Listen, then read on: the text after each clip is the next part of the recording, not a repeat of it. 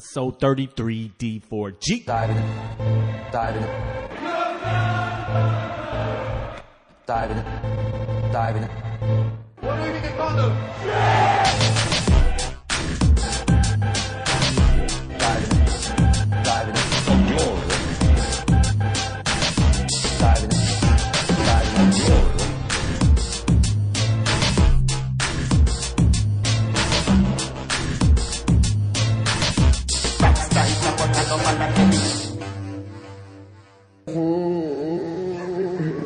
Diving in. Glory. Welcome back, Diving for Glory, episode 33.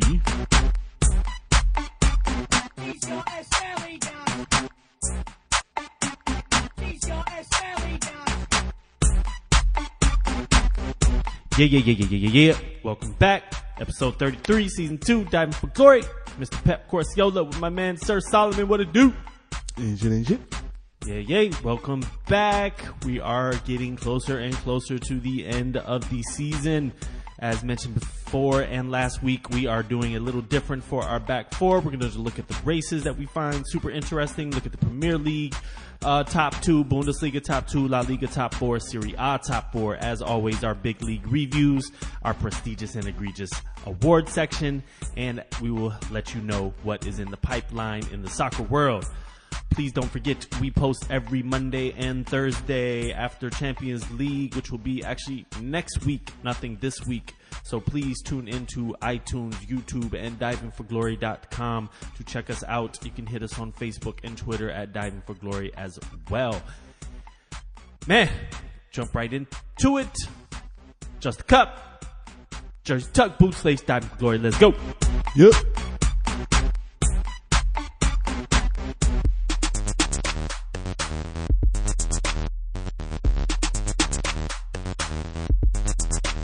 Yeah. All right. Holla. So for what feels like the third week in a row, actually it's not third, at least third episode in a row, we're going to talk about Manchester City and Tottenham.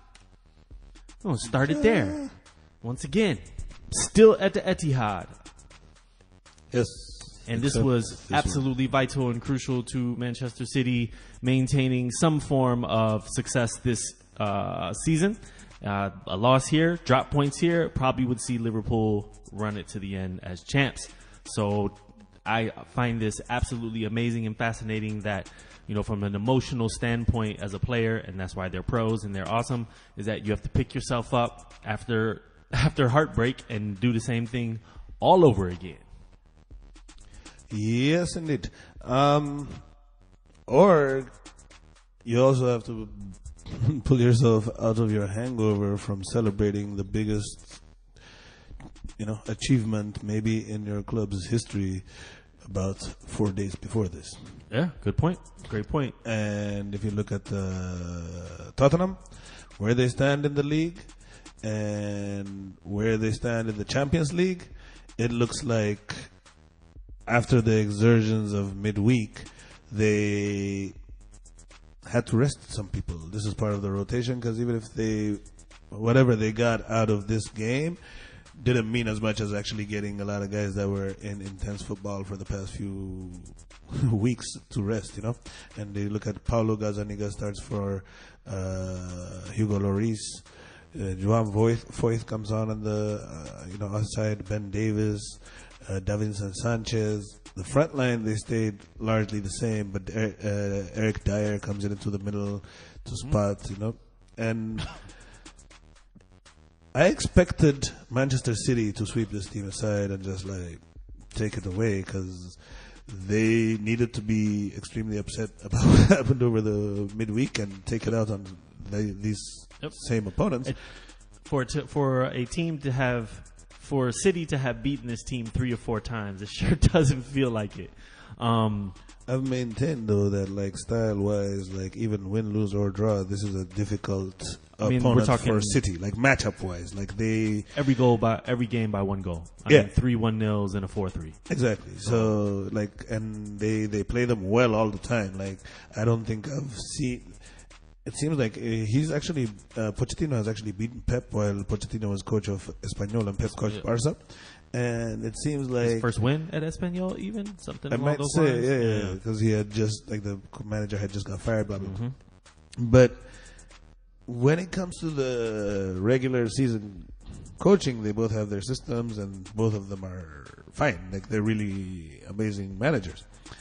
But when it comes to the big game, especially when it comes to the game against each other, it feels like Mauricio Pochettino has no, like, the illusion that he is the defensive coach when he has shown time and time again that he's willing to take more risk in these games in terms of his substitutions, in terms of how they go at him.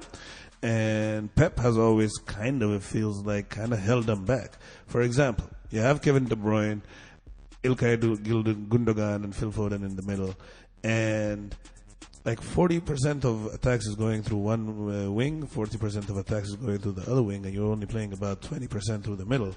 And I don't understand it. Like, if you're playing, it seems like by the season they're kind of going a little away from Pep's tiki-taka roots, you know? Like, they're not passing it and going through you. They're trying to, as much as they can, avoid it and go to the outside. And I don't get it when a lot of your really, really good players are centrally located. It's a good observation. And then when you say that, I start to think about I'll just call it the diminished impact of David Silva, it feels like, this year.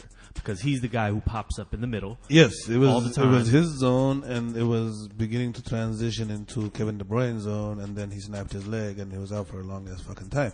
But even now that he's back, like, Who's back? Kevin De Bruyne. And then he's gone again. Oh yeah, he was subbed out at this game. I forgot about that. Probably done for the year. I mean, it might as well be at this point. Yep. Like, playing him in and getting used to the new formations and shit will just affect you more than actually, you know. It's all right. So even if he's back, just some sub roles is what's going to happen. But Tottenham's weakness, like we've always mentioned, has been the middle. And in this game, they had Eric Dyer in there, which makes it even weaker and available. And Pep insists on using his fullbacks and his wing players. And it's good, but like, I don't understand why they're not mixing in the middle. And like you said, David Silva has fallen off, but Bernardo, when they did play him in those positions earlier in the season, was like destroying people. Yep. And he's got more of a scoring touch than David Silva. Like, also want to put out there that Tottenham certainly had chances in this game. Ederson played an exceptional game. Ederson had a really, really good game in a weekend that we can say a lot of goalkeepers didn't. I think Ederson had a nice game. Paulo Gazzaniga on the other side had a very good game too against. You could tell he was obviously out of rhythm though, like with the defenders and all that, but still played well. Only one goal, but City get the victory here, all 3 points. Leroy Sané doesn't get to get into the game until the 66th minute. Yeah, I was gonna bring that up, man. Like, are we?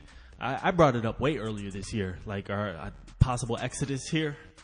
Exodus or just peace? Just I gone. mean, one guy. Okay.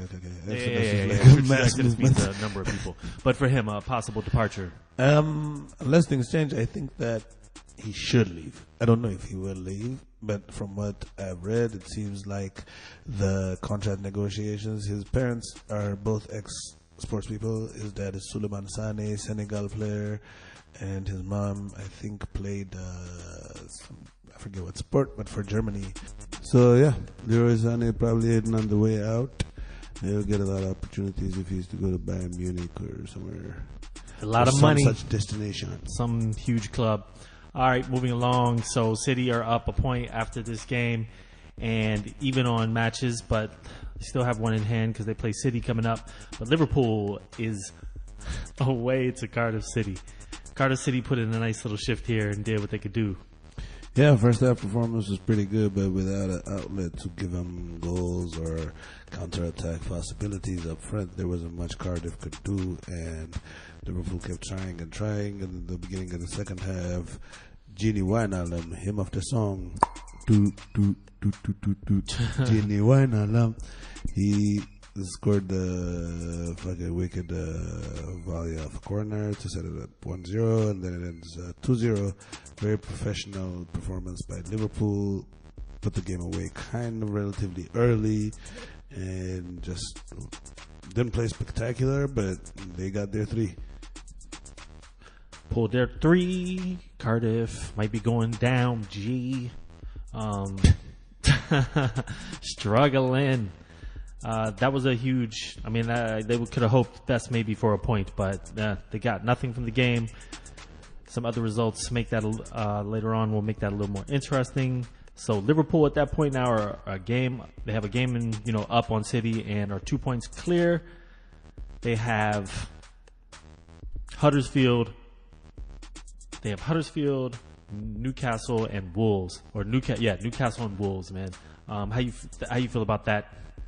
Last run for them. Potential? Huddersfield, like at this point in the season, it's really more about what they accomplish and how they perform.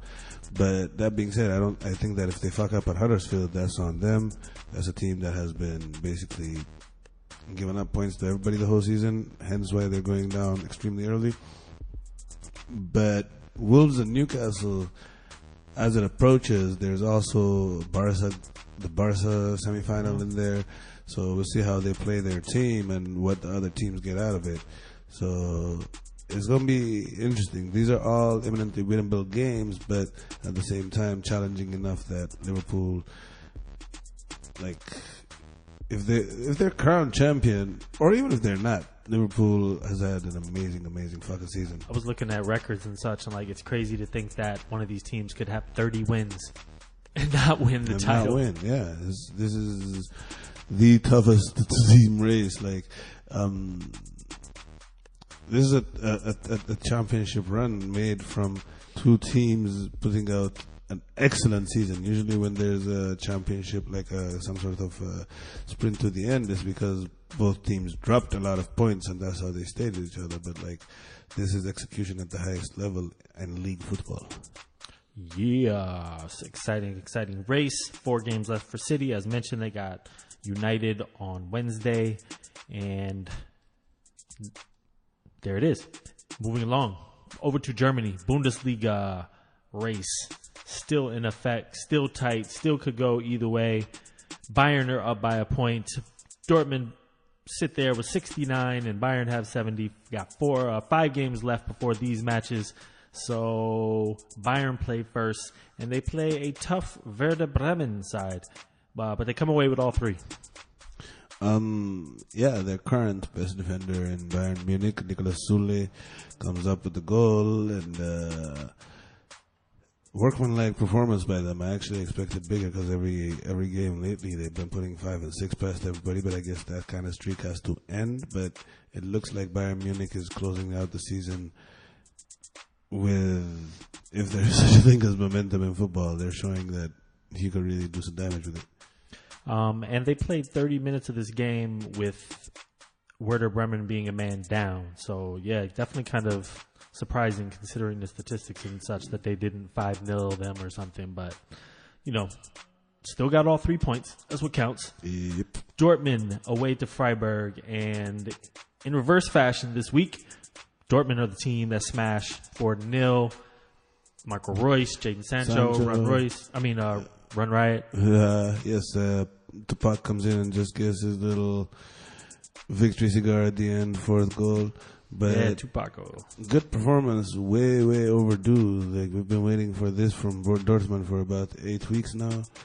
And yeah, no doubt. It's good, but I don't know if it's enough because Bayern Munich has been steamrolling people. Well, here's the thing with Dortmund that, included. Yeah, for sure. So there's 4 games left, as I mentioned, and I want to run these off to you because I think it's super interesting. Dortmund have Schalke, Werder Bremen, Dusseldorf, and they end with a currently slumping Mönchengladbach. Bayern, on the other hand, have, let me get this up real quick. They also have a DFB Pokal game. Then they play Nuremberg, Hanover, and then here it is, RB Leipzig away. And they end up the season at home to Frankfurt, a team that has been playing well all season, currently top 4. Let's say Frankfurt and Mönchengladbach are about the same level of football. Yep. Bayern Munich has to play RB Leipzig. So that's the big game. But I don't think that any of these people are stopping them. I think RB Leipzig striker is going to be Bayern Munich's player next season. So we'll see how it goes. One of those things. Werner, he's already refused an extension there. So Okay. All right. So that is your Bundesliga top 2. Move you on to La Liga. And we're going to look at the top 4 race here. And that is including... I'm just not going to pull it up, huh? That is including Sevilla, Getafe, and...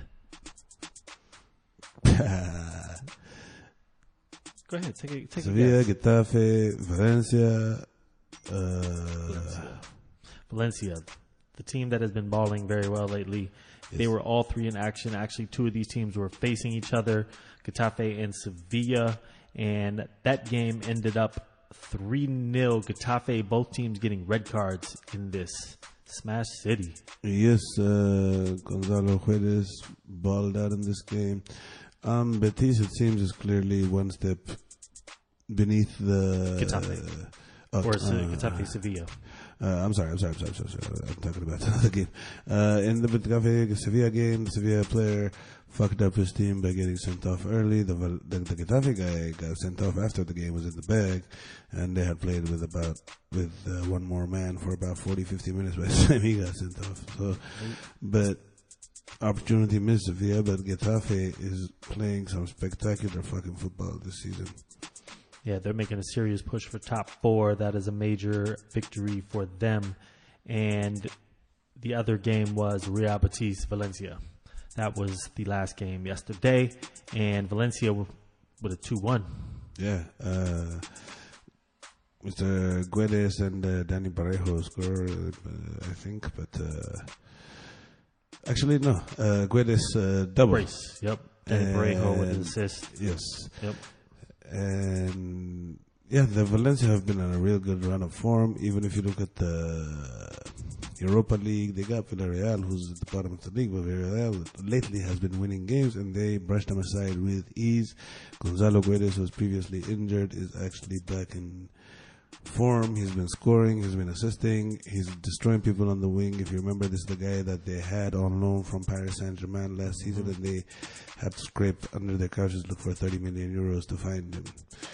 Yep, and as we've been mentioning all season, just Valencia style of play. They're sitting here, 23 shots for Betis to their 4, but they still come away with the 2-1. Only 35% possession. I mean, they are such a drilled defensive team. Does the coach... Even drilled offensive, like they're not taking fewer shots because they don't want to either. Like if you look at their shots, what they have 3 on target. You're not supposed to shoot until you get a good sight. You know, you can't just have 23 shots with 7 on target or something like that. He's not going to accept that. That's considered a turnover. Yeah. So this will be second season that what is the coach name? Marcelino. Yeah. This will be the second year in a row that if he pulls them to top 4 or even to Europa, I mean, just like grinding out victories definitely in a what would you say, the Simeone type fashion. Like, does this guy have a prospect of going somewhere else abroad, or?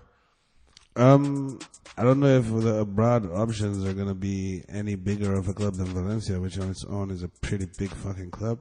Mm-hmm. Like when Rafa Benitez left Valencia, he left to go to Liverpool. Like that kind. I don't know if his personality and type of control freak nature would work at a bigger club, and I don't see if it's worth moving to a small club in another league, except now in the Premier League they have so much money that a smaller club there could fulfill his ambitions and still, give him the kind of power he requires. Okay, so to put that in perspective, that leaves Getafe 4th with 54 points, Valencia 5th with 52 points, and Sevilla 6th with 52 points. So there are 5 games left. That's a lot to play for, with only 2 points separating them for that final spot. Top 3 obviously occupied by Barcelona, Atletico, and Real. So that is your La Liga top 4. Now we're going to bounce over to the Serie A top 4. And that consists of AC Milan, Atalanta, and Roma. And you insist I add Inter in there, actually. Yes, this was actually in our pre-show. I was insisting that Inter be added, but it took so long today to record that Inter has actually since lost their game of this week, and they face Juve over the weekend, so they could be only 1 point up in the race for fourth place with 4 games to play. Yep. So concerning this race then, it gets cracking early on. First game on Saturday was Milan away to Parma, and they drew 1-1 here. Kind of disappointing run of results here from Milan lately.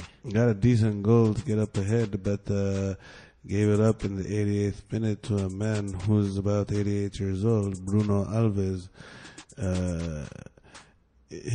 Like we said earlier, his profile picture looks like a black and white photo from like Casablanca or something movie. You know, and they gave up 2 points, and they should feel like an opportunity missed, because this was a weekend in which Roma plays against Inter, and that was an interesting game. 3 losses, 2 draws, and a win in their last 6 games. Hasn't been pretty at the moment. Gattuso has almost been fired about 8 times this season. And then they turn it around, and Piatek will have a nice 3-game streak where he scores goals and they win. Top and then board, Gattuso is making Bakayoko better. Look at how the team responded. And then when they lose a couple of, it's like, Gattuso might get fired. Narrative, baby. Narrative life. Yes, it's true. As you already mentioned, Inter and Roma battled to a 1-1 draw. Yeah, Stefano Sharawi scored for Roma, and Perisic had a nice header for Inter. Seems like the common theme this season, this weekend in the Big Four races is going to be that nobody takes the points. Yep, except for Atalanta. ATL, hope. They put it on Napoli. Yes, the highest scoring team in Serie A said, what? I don't know, I think there might be a goal behind Juventus now, but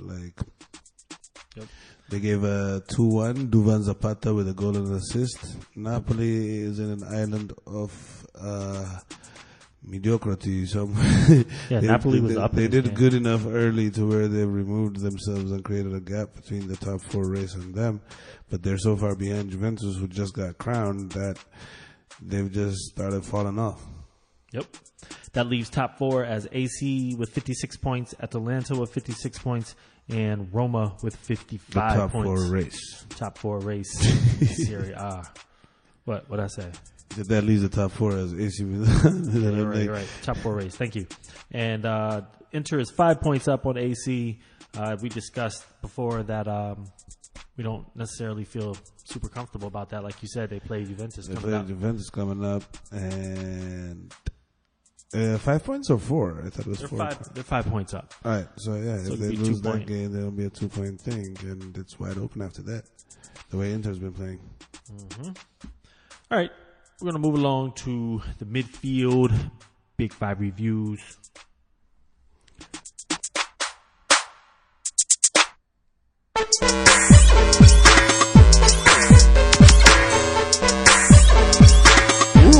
What was this? What was this? It was really. What was this? What was this? It was really good.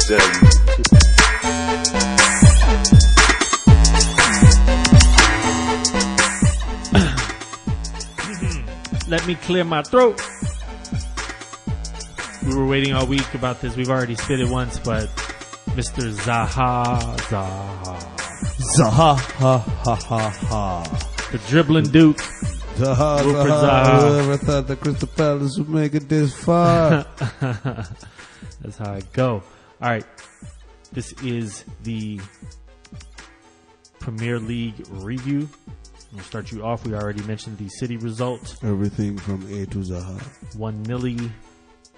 Tottenham. What do I think of them? Shit! Wolverhampton. Brighton.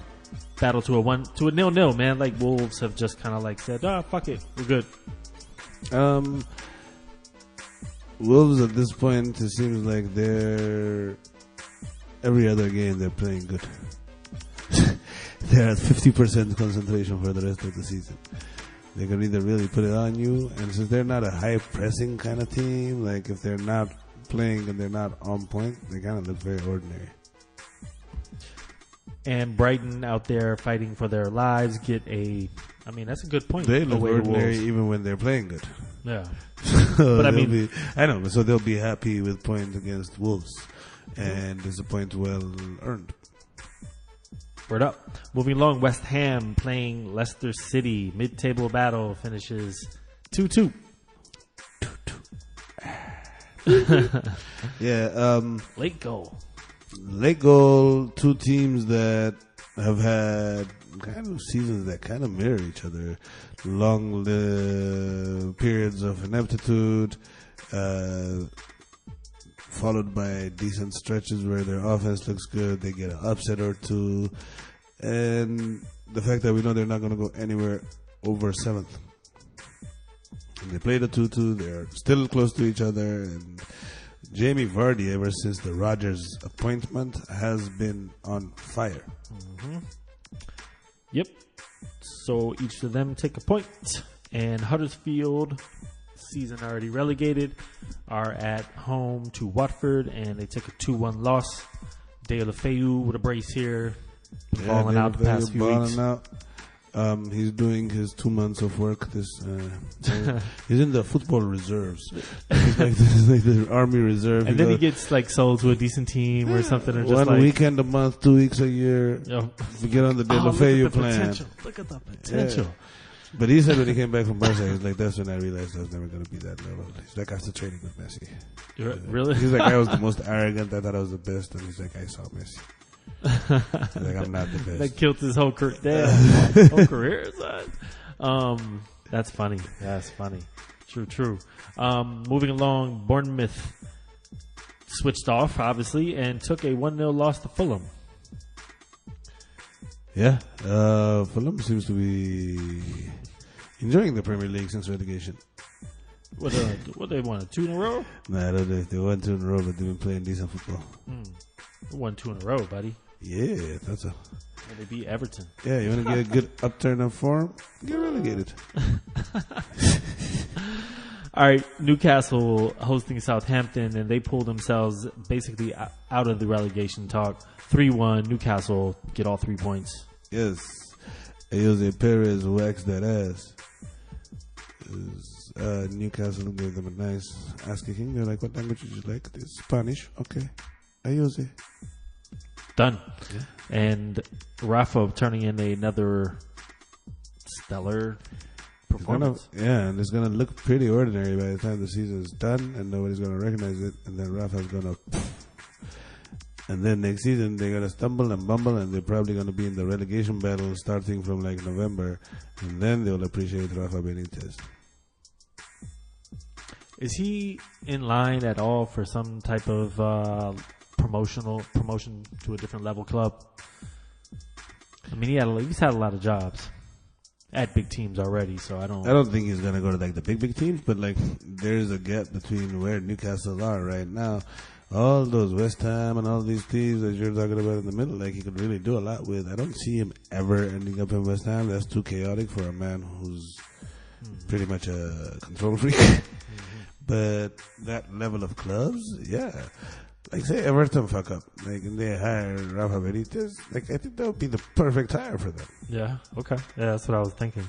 Yeah. Or not what I was thinking. That's what I was asking because I wanted to know where he that might level of really excel. You get him there, allow him the kind of years that you gave David Moyes, and just allow him to build a team that's just tough. Yeah. Tough.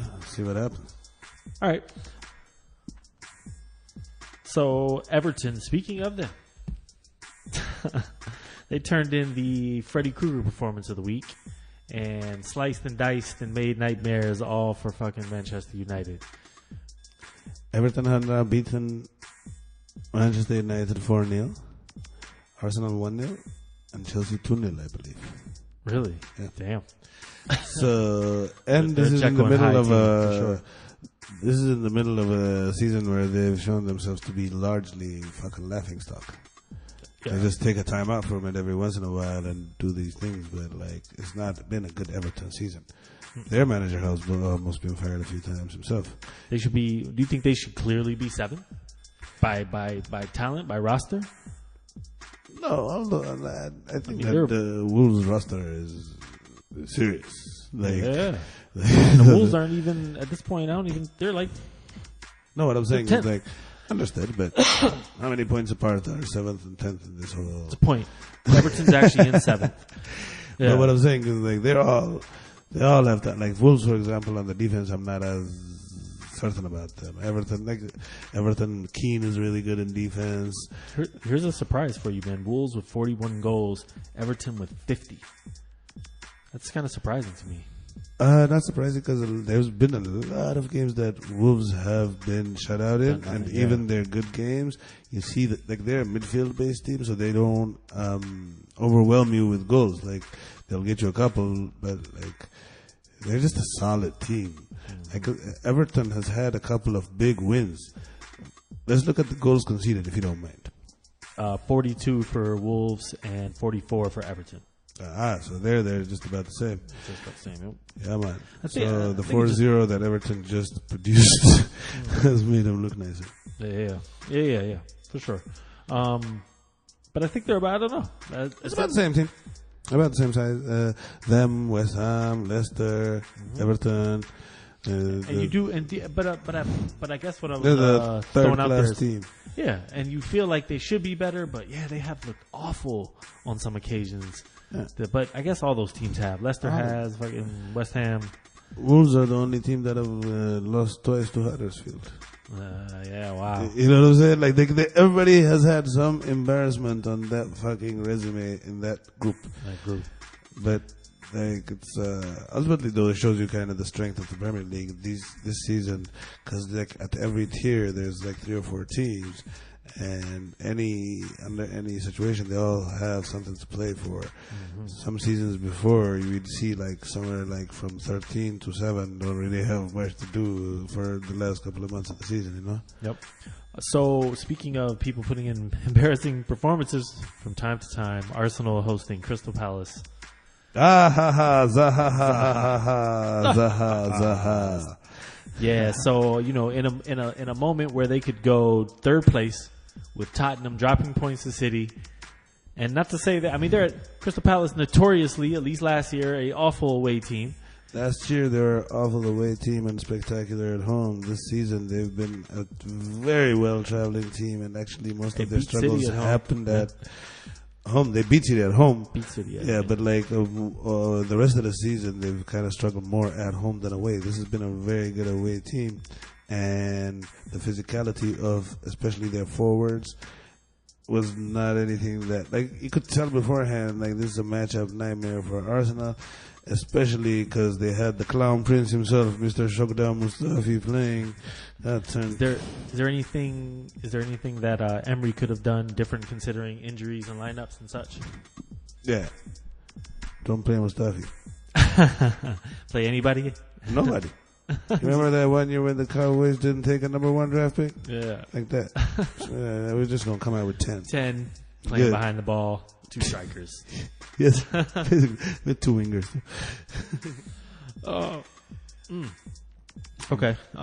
That's really tough, but it makes for a more interesting top 4 race. I think Arsenal are one of those teams that... You remember when you were talking about Tottenham playing City and you were saying how they're going to come defensively? Like, they know how many games they've lost. And I think Arsenal players and Arsenal as a team know... Oh, shit, like... Crystal Palace, we should be able to beat them and shit, as opposed to like just going through their motions and training and shit. And when they come in, they get smashed, they get surprised. They're like, whoa, hey, we're supposed to beat you. Come on. What happened? Like every season, there's a few games where you're like, Arsenal wasn't ready for this. Yeah, always. Well, like we all know that Crystal Palace is gangster. Yeah, except Arsenal. Well, it's kind of interesting to consider that and to see how long that, continues after, you can't blame Wenger now. So, we'll see if it's a club cultural thing, actually. So we already talked Cardiff City, Liverpool, and so here we come to Monday, and all three top four contenders, Tottenham, Arsenal, Manchester United, all have lost, all have dropped 3 points. Chelsea, chance to get it in. They're at home against Burnley. They can put 3 points so they can get back into the top four race. They're not selfish, man. They're not selfish. What? They're not selfish. What do you mean they're not want selfish? 3 points. That's too much. They Too don't want many, to piss off. too They're many like, points. They just take one.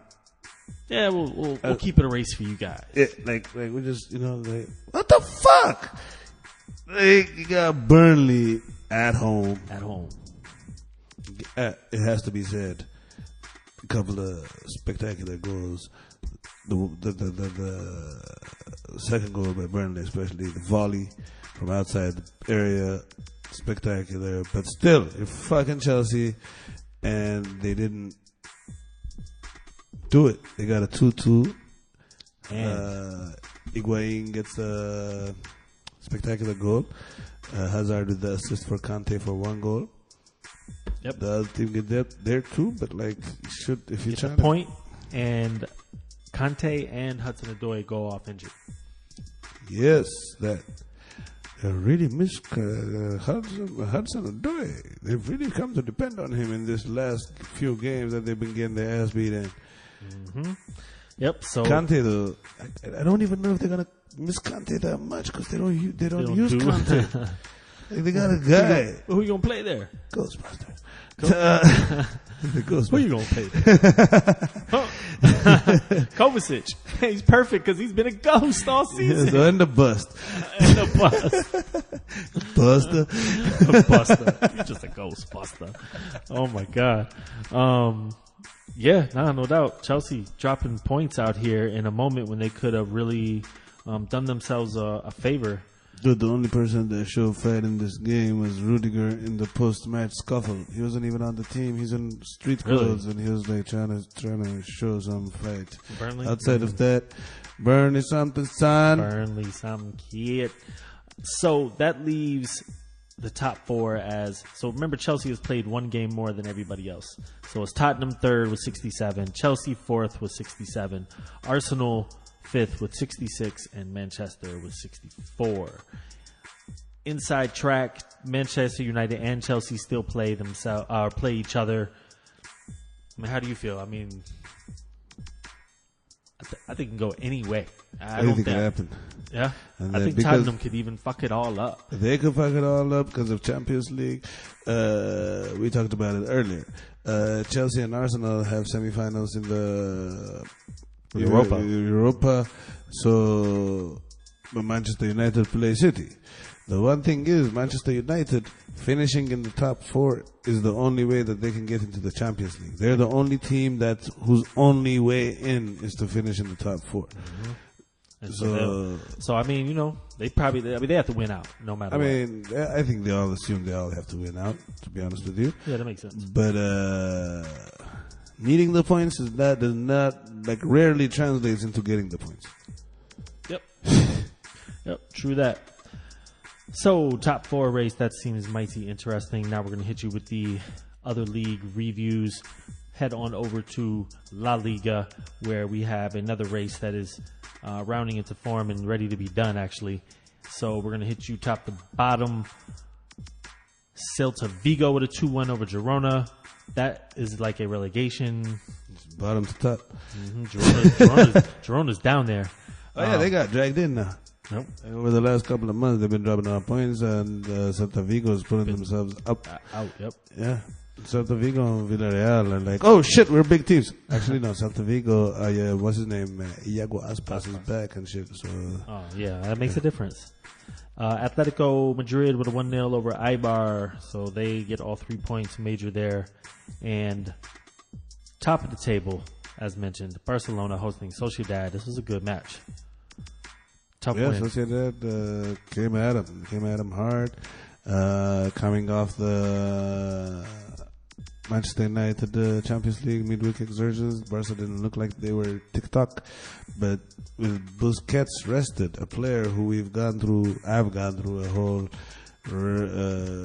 spectrum of emotions about Arturo Vidal came in and really held it down nicely. Now it has to be said, over the last month and a half, he's been having a really good time playing as a squad player. The physicality, the fight needed. He doesn't lose the ball. So Arturo Vidal, after initially looking like a failure of a signing, once we accepted that he's not the higher caliber Arturo Vidal of old, like, he's still a very useful squad player that we've bought. Especially in games where they have the lead, he comes in and clogs up the, like, as a sub. Mm-hmm. He's been super effective. So we talked earlier a little bit about Umtiti and like what this has done to him. Is he gone this summer? Is he a potential loss? I think they're trying to make sure he is, because like he's worth a lot, and they have a guy that plays his same position that's actually playing on Defensive Player of the Year level football this year. So, and they signed that other kid too, right? From Toulouse. They got Tobido from Toulouse, the 19-year-old kid, and that's in addition to a couple of kids they have in the academy themselves.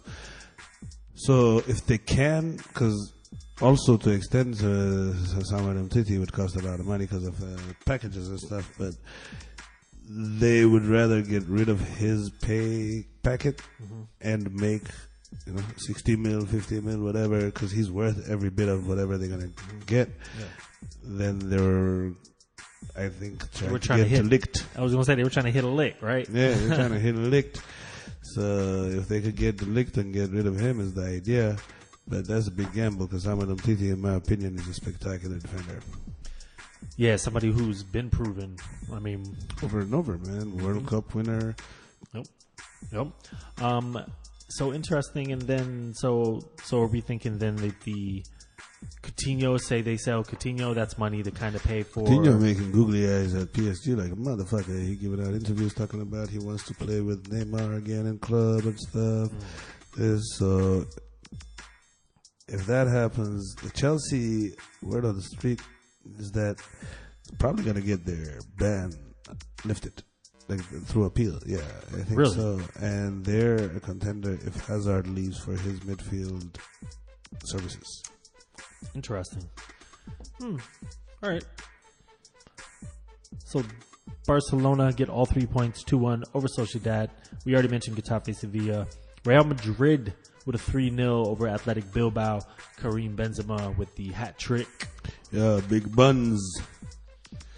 That's how people like Busy Signal and stuff come up with music with Benzema in the name. It's because Benzema has been one of the few people that actually, I would say, the only holdover that after Ronaldo left that hasn't been a complete bust.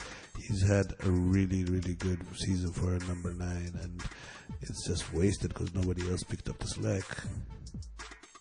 So you made a mention earlier about Real Madrid playing for... They're chasing down second place Atletico Madrid. Atletico has not been dropping points lately as much either, but the way that Real is going after it is refreshing. It shows you how much respect Zidane has in that locker room, because in previous years they would have shut it down by now. Like, there's nothing to play for, really. Like, who cares at Real Madrid if you finish second place, blah, blah, blah, right? But this is a sports team, and you keep sports teams fucking winning by winning games. You win seasons by winning games, and like he's re-establishing a culture of winning. And I think that in this day and age, with everybody talking about, oh, you didn't do anything, so your season was useless or something, like it's refreshing to see, you know, like because you have to go to the core to build a winning tradition. Yep. It's not like, oh, okay, guys, enjoy yourself. Is it okay if I say we'll try to start in August? Is it okay if I say it's a failure for City regarding Champions League? I mean... Oh, no. It is a failure, but I don't... Like, City is the completed project, and they're expected to get that. What I'm saying is Real Madrid, the coach is fired. Yep. You know, they fired 2 coaches, actually. Yep. Fired 2 managers. That's a failure of a season, like on epic proportions. yeah, for sure. Like City, like you might have a local treble. Yeah. You know what I'm saying? And to be honest with you, like, humble yourself because the local treble is huge. Oh, no, that's like, major. it's not That would be considered a amazing. failure of a season. I'd- You know what I'm saying? Especially for a team that until recently had like nothing in the cabinet. Like, that's, I said before the game that I'd rather win the game on Saturday. I said that I would rather win the game on Saturday than Wednesday because the Premier League, I don't know. There is some, for me personally. for everybody, the league is the priority because that is the one where the cream rises. In that you play 38, you play the same people. There is no I got Porto and you got this guy. Like, everybody plays everybody, and that's where you make your bread and butter. Like that's where your bread is butter. Sorry, and Champions League takes too much. Like, it takes luck. It takes so many things, and like you have to hit and be in form at particular times of the year for the Champions League. It doesn't matter if your December and January were spectacular. In the league, it does. Every game is just 3 points. So, as far as a measuring point of your success, like, winning the league is always huge. When was that Chelsea title? Was that 2020? No, Bayern Munich, 2013. That was the year after, right? It Chelsea, was in 2012, yeah, and then Bayern after that, right? yeah. So the last one not won by Messi or Ronaldo The last, was that one. Was Bayern. yeah, after Been 5 years, Yeah. 5 straight. All right. because Barca had theirs, and then Madrid had their three straight. Yeah. All right. Word up. Oh no, Madrid had one. Then Barca had theirs. Then Madrid had three straight. Yep. Yeah. I knew they had a bunch, motherfuckers. Anyway, moving along, man. We're gonna move on to Serie A, and congratulations to the first team to close out their league, Juventus, and they do so with a 2-1 over Fiorentina. Done. League. Finally, that was Played like Ronaldo. the fifth time they needed to play. The league required Ronaldo to come out. They got Ronaldo, and it ended. Done. He came out with like the whole different colored hair and everything, looking extra. I'm not gonna even say nothing. Looking extra. That's I'm like, all you needed yeah, to say. I'm like the Alabama D-lineman. Man, the thing about Kyler Murray is, never mind, man, I'm good. All right, man. We mentioned the AC. Other interesting matchups concern. I mean, we mentioned a lot of Serie A actually with those, with that top 4 coverage, and this. I mean, the big games. We talked about them already. Napoli, Atlanta. We talked about Inter Roma. We talk about that. 1-1, yeah. Yeah. That's right. Yeah. All right. Well, Serie A, man. That was quick. Bundesliga. Outside of the top 2 race. RB Leipzig locking it down. Yes, with a 2-1 over Mönchengladbach. Leverkusen with a 2-0 over Nuremberg. And Hoffenheim. It's waxing, scoring crazy 5-2 over away to Schalke. And today, Frankfurt tie Wolfsburg. So that definitely puts that top 4 in interesting perspective. Frankfurt with 53, Mönchengladbach 51, Hoffenheim 50. So Nagelsmann again is creeping on this top 4. He's in top 4. Nagelsmann's team is in 3rd place. Yeah, he's already there. Yeah, so he's gonna get. I don't see the point of Hoffenheim making a top 4 finish when their manager is gonna be coaching RB Leipzig next season. So I hope they don't make it. To be honest with you, because they won't be equipped for the competition at hand. That's true. It's a good point.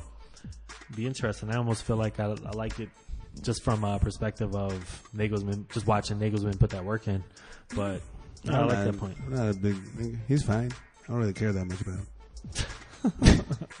His success doesn't mean much to me. True that.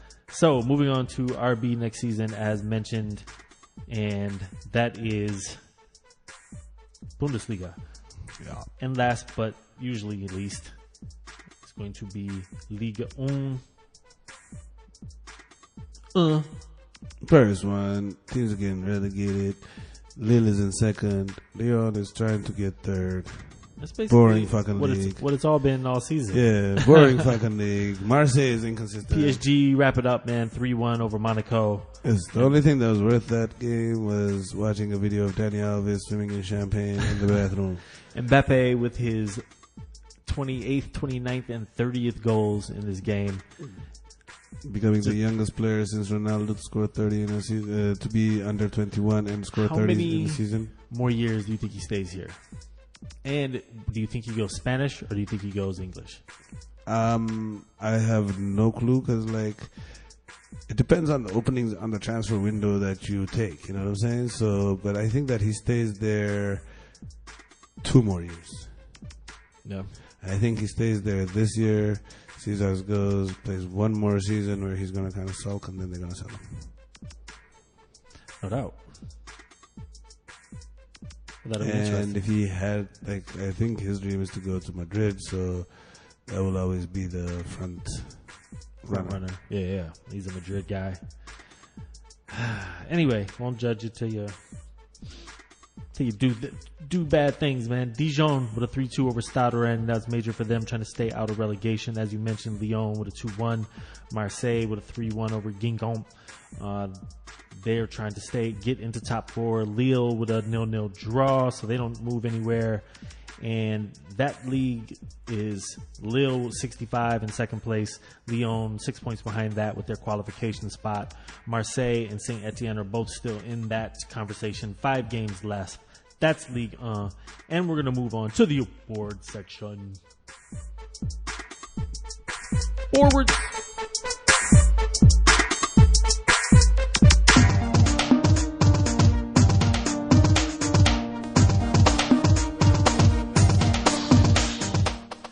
Word. So, awards. Dude of the week. No. Really quick. Europa. We didn't even mention Europa. It doesn't deserve mentioning. I mean, it's down to the quarters, man. Semifinals. You got a couple of big teams left here. Was it Arsenal Valencia All big versus Chelsea Frankfurt? Yeah, all pretty big teams in their respective leagues. It's not any one of the minnows that made it. I think Valencia put in work on Villarreal, and Arsenal, Napoli never showed up for their matchup. Chelsea, it got interesting in the end because after they took a big lead, they let a team back in, but they got through Slavia Prague easily. And then Like this, it's totally 50-50. Frankfurt came back after a 4-2 loss in the first leg and won 2-0 because they had the away goals in the 4-2 goal. They're the most surprising team to be here, but Frankfurt versus Chelsea, Arsenal, Napoli, can't call it. If I had to call it, Chelsea Valencia final. That'd be interesting. All right, moving along. Awards. Dude of the week. Dude of the week, Gonzalo Guedes for Valencia. Had 2 goals over the weekend, a goal and an assist in the Europa for Valencia against Villarreal. So, big up yourself. Word up. Goal of the week goes to. Goal of the week, big mention to Richarlison, who scored a spectacular fucking goal, but I'm going to have to give it to and I've gone back and forth on this all day, as you know, but it has to be Gini Wijnaldum, because that goal keeps the season as exciting as ever, and he really, like, the Liverpool team was beginning to look a little nervous, and he blasted that. That was a leadership goal. Damn. Man, just got one of my sources, Callum Hudson-Odoi, Off injured? Achilles. Ruptured Achilles. Ugh. Oh, rupture. That's awful. But they don't depend. You know what's awesome? They got Pulisic. They do, don't they? At least they. I guess. Well, I don't know. I don't know what to feel about it. He's like not done anything. Do they keep Hazard just for the fuck of it? What do you mean? 'Cause they have to? Hazard? Do they just say fuck the money? I think so, like I think that it might actually be pretty close to done. Like I think he's gonna go to Real this summer. But I think he has to. Like, at this point, like he's in the ceiling there. You see them; they do the same Agreed. thing. He knows what he does. Like money, everything wise, I think the move is his time. That's really bad. Bad. Most luck Chelsea for- fans have kind of accepted that. Well, yeah, no, I agree. I'm just talking about out of necessity. If they have a transfer ban, I'm making an assumption here. Yeah. And they got Pulisic. Now they're definitely not If going to they have Adoy next if year. they have a transfer ban like on a team that needs so much help, like that's even more reason for him to leave. Like, so you have that. You don't have Champions League football. You're gonna keep Eden Hazard's pay package without Eden Hazard wanting to be there. Like that. So what are they going to look like next season? You know, look like a I don't know. 8th place team? But if he like, especially if they got a whatever, maybe a transfer ban, he's out. Like the only way you can keep him is to promise him players around him, and he got a ban, then that's that. It's all right. All right, moving along. Upcoming games, as we mentioned this week, United City in the big match on Wednesday. One of the big matches on Wednesday. There are a few. Manchester United at home for this game. Current form would say United should cower and hide behind the couch, but we know better. It's a derby. It's a rivalry. Current form means nothing. They fucking beat Form them last needs year. to end, so we don't know. Yep, City have to do it here, in my opinion. This is their last. I mean, all these games are going to be tough, but man, all three, all needed. Goes without saying. Atletico hosting Valencia. Yes, after Tuesday, Barca plays Alaves, Atletico plays Valencia, and if Valencia gets the dub and so does Barca, then Barcelona will have locked down La Liga by Wednesday. No doubt. And Getafe hosting Real Madrid. Alaves hosting Barca. That's their match, midweek match. Also, La Liga, we mentioned, Serie A, we did mention Inter and Juventus. And for German League, it's going to be BVB, Schalke, and Nuremberg, Bayern. We don't know Nuremberg. No, Nuremberg. We're more polo than me. Get that polo sponsorship. I'm telling you. Trick Daddy as your fan sponsor, your Hey, team it'd be ambassador, right? Team ambassador / director of marketing. You don't know nothing. And we're more. So City got United, and as mentioned, City, Burnley, and Liverpool, Huddersfield for the weekend. Also, the Coupe de France final for PSG, I believe. Okay. It's a trophy, man. Get the domestic double. They have the Coupe de France, and then they have the Coupe de la Ligue. Yeah, it's already been won by Strasbourg. Oh, that's the one. That's the one. That's the big one. Yeah. They blew that one. Yeah, this is the Coupe de France ain't shit, man. France. Whatever, man. Move. All right, man. That's it.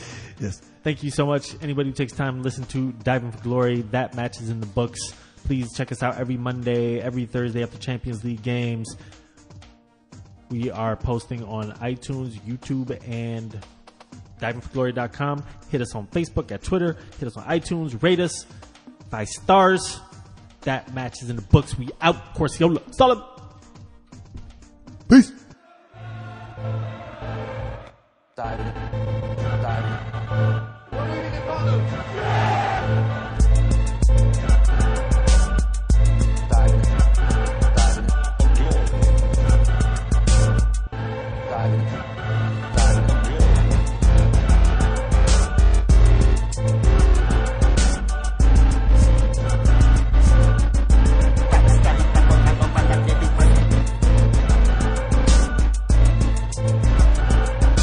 This day